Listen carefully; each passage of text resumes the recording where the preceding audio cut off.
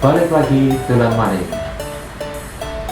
Hari ini saya akan ajak istri saya solo riding ke Kalibatu Salatiga. Kita mau riding tipis-tipis untuk cari makan siang di sana. Sengaja saya akan memilih jalur belakang, jadi jalur Ungaran, kemudian Karangjati, Prenghapus, sampai kemudian Pabelan, dan akhirnya akan sampai di Kalibatu. Kita sengaja memilih itu untuk menghindari kebiasaan kita kalau di Salatiga lewat jalur reguler ini, jalur Semarang Solo. Nah, kenapa kita memilih jalur di belakang? Karena jalur di belakang itu kalau jam-jam segini, sekitar jam 9-10, itu jalurnya cukup lancar, dan tentunya pasti pilihan kita ini menawarkan pemandangan di kanan kirinya yang cukup indah. Berbeda kalau kita menggunakan jalur Semarang Solo, ini tentu pasti akan ada macet dan pemandangannya ya itu aja kan. Nah, oke, ini kita sudah sampai di Lanangsari. Lanangsari ini kalau dari Ungaran itu setelah Pasar Babadan.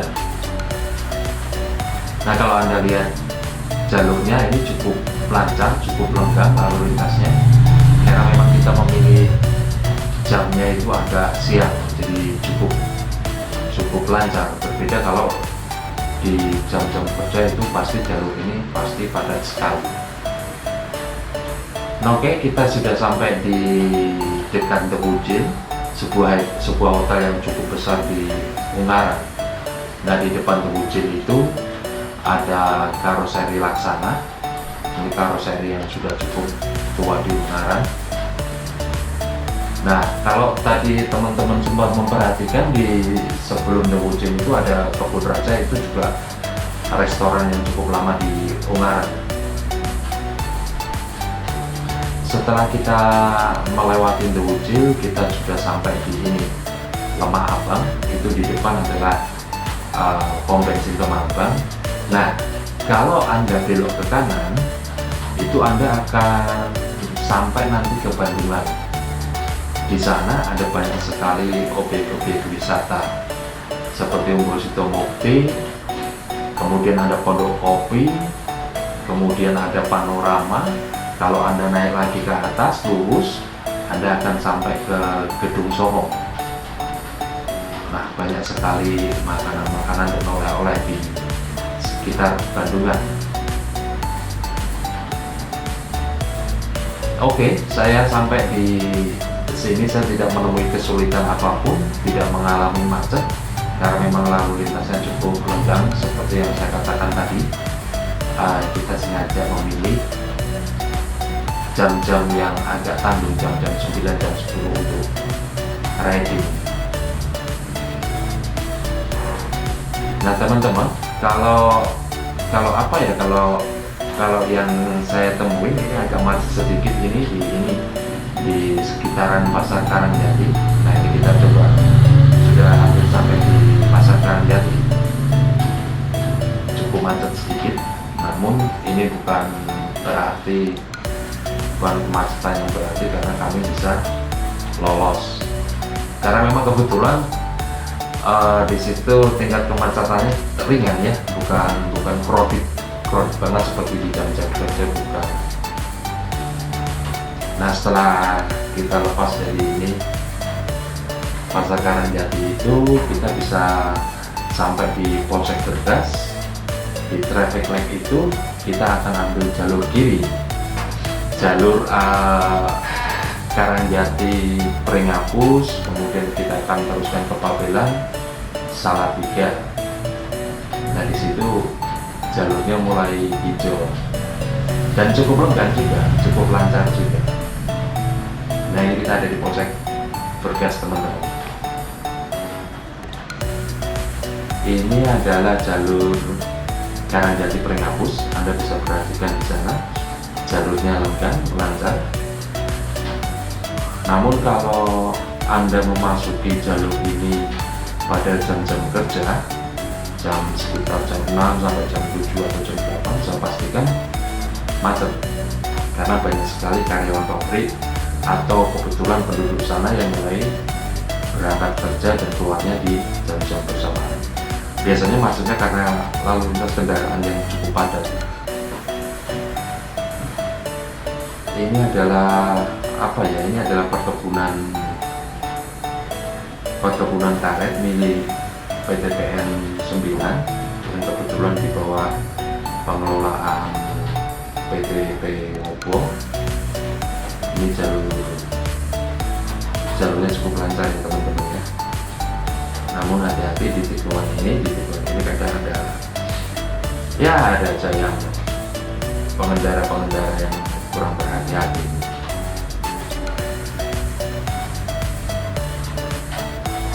Kala ini kita sudah memasuki lingkungan Pasar Pringapus. Jadi Pasar Pringapus itu pasar kecil yang ada di Kecamatan Pringapus. Namun cukup ramai juga. Nah, kalau kita pakai kendaraan kita bisa lurus terus, ambil jalan lurus. Namun kalau kita pakai mobil, tentunya tidak disarankan untuk lewat sini karena pasti akan macet. Dan kelihatannya dilarang ya lewat sini ya mobilnya. Karena ini kelihatannya satu arah untuk mobil. Nah, di sini kendaraan mobil-mobil bisa bongkar muat mobil barang gitu. Ini kita ada di lingkungan Pasar Pringapus. Nah, di depannya itu adalah Jatiunggo Park. Satu kafe, satu resto bernuansa taman. Di situ Anda bisa ngopi, bisa makan. Dan yang terkenal adalah sirup jahenya.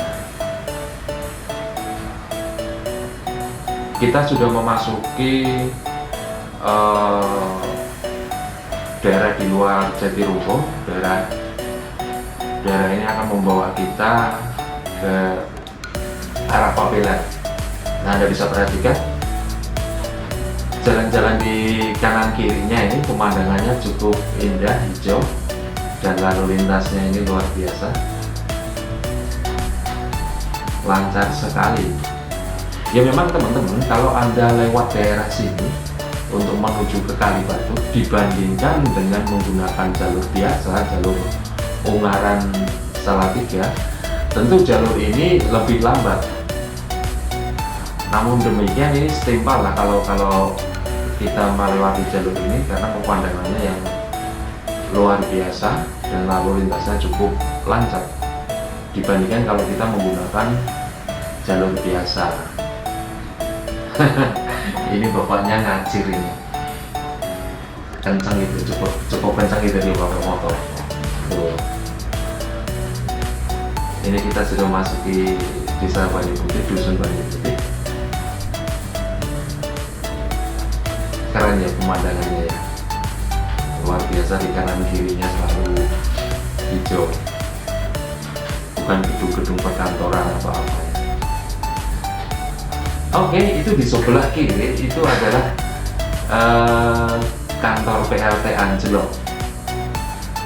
Nah, ini kita sudah memasuki daerah Anjelok. Itu daerah yang di mana di situ terdapat satu PLTA, pembangkit listrik tenaga air yang sumbernya dari air tuntan.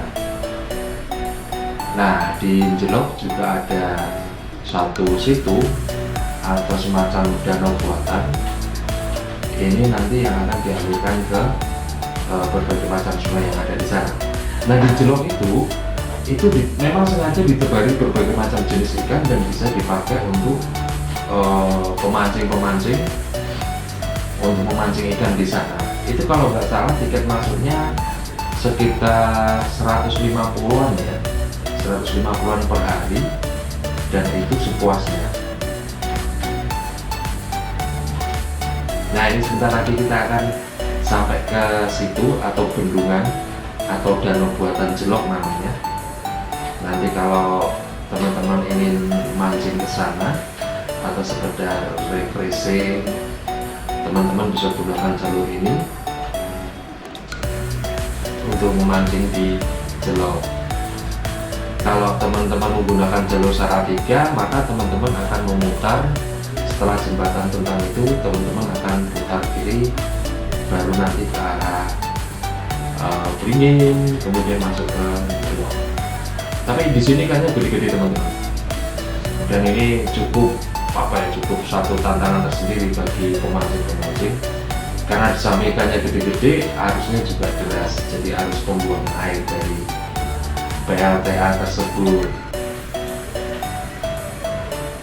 Nah, kalau teman-teman lihat, teman-teman perhatikan dari tadi, jalur yang saya pilih ini cukup lancar, lenggang, enak ini untuk riding tipis-tipis, riding dekat-dekat lah, sekedar untuk menghilangkan penat, menghilangkan stres sehabis kita bekerja. Tentu ini akan menyegarkan jiwa kita, karena di kanan kirinya hijau-hijau semuanya dan jalurnya lancar.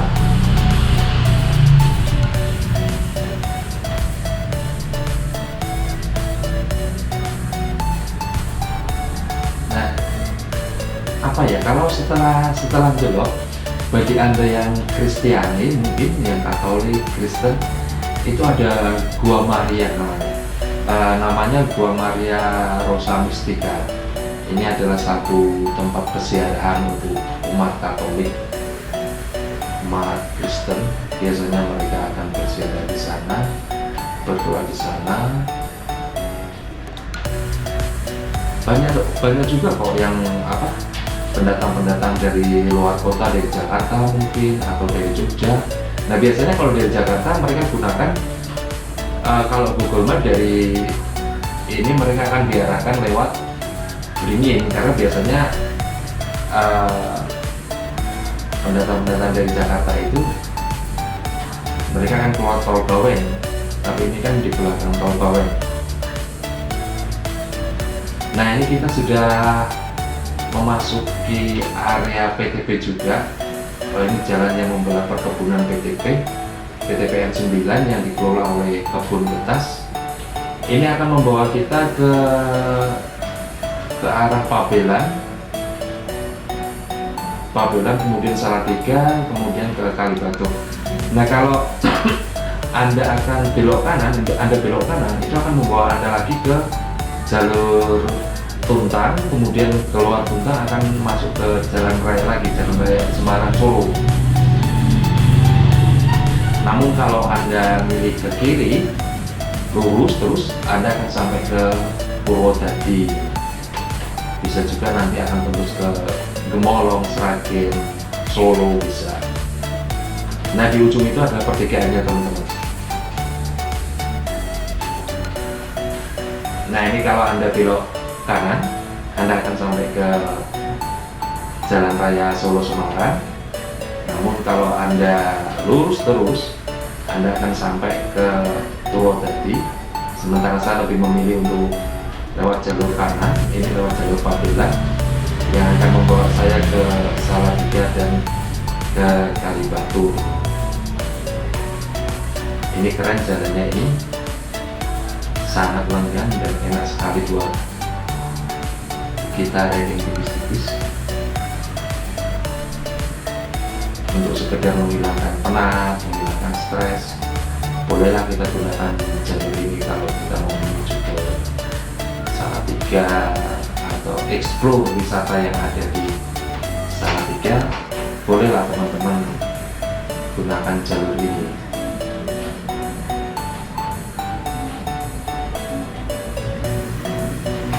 Ini kita sudah ada di daerah Pabelan.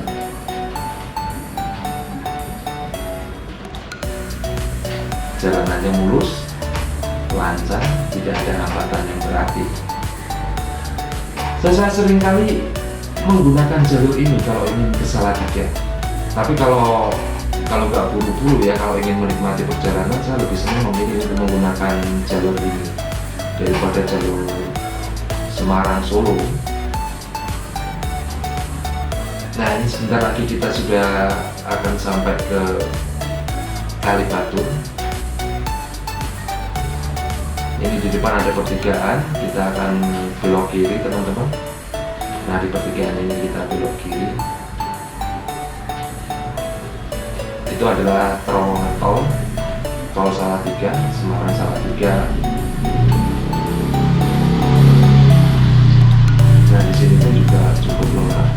Karena mungkin ini bukan weekend ya, cuma nggak tahu kalau weekend mungkin padat juga kan, ada banyak sekali pengunjung yang ke Kalibatu. Ini adalah desa di sekitaran Kalibatu, di sekitaran Resto Kalibatu. Saya sendiri juga nggak tahu entah bagaimana dulu kenapa desa ini dinamain desa Kalibatu ya. Entahlah itu orang-orang tua kita dulu mungkin ya. Tapi kalau kita yang muda-muda begini kan kita nggak ngerti. Nah, ini kita belok kanan. Belok kanan. Sekitar 2-3 menit lagi kita akan sampai ke Resto Kalibatu.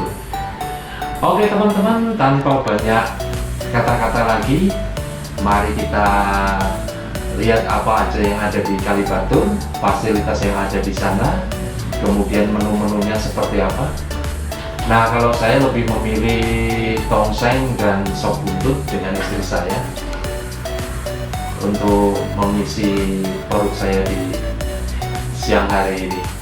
Oke teman-teman, tanpa berlama-lama lagi, mari kita lihat sendiri apa yang ada di Kalibatu.